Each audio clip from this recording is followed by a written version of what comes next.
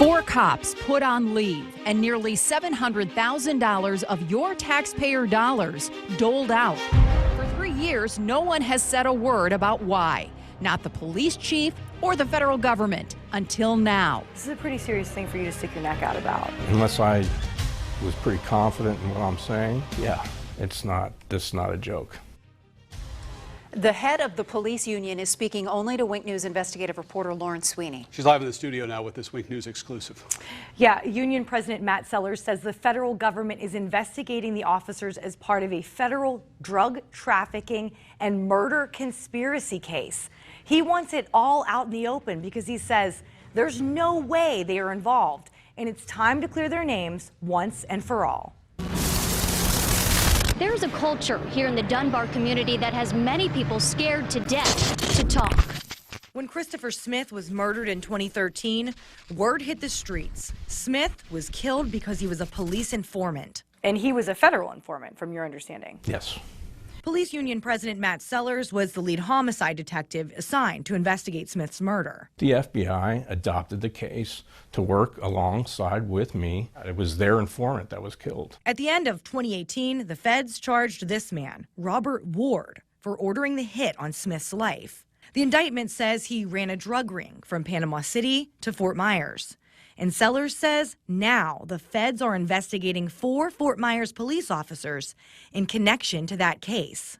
Do you think the federal government thinks that these officers blew his cover and got him murdered? I don't know what the federal government thinks. All I know is what I've read, the bits and pieces from a highly redacted report, which says officers leaked information. Not during the 3 years while I investigated it did officers leak information, or was there any evidence of that?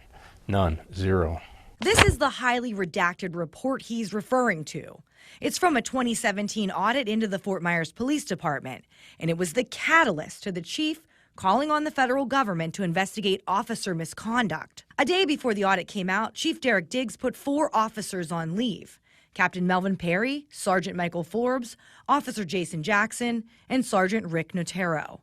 And Sellers says he can connect the dots between the words left visible on the report, like Sommer of 2012 and subsequently murdered, to the murder of Christopher Smith. There was only one informant killed that year, and that was a case that I worked. For 3 years since the officers were put on leave, no one at the police department, the city, or federal government will comment on why the 4 officers are being investigated. How confident are you that this is what this whole 3-year cloud of secrecy is about? I'm very confident. First of all, I'm confident in what I'm saying. I just don't stick my head out and recklessly say things that are wrong. Sellers says he's just as confident that the officers have nothing to do with the murder of Christopher Smith.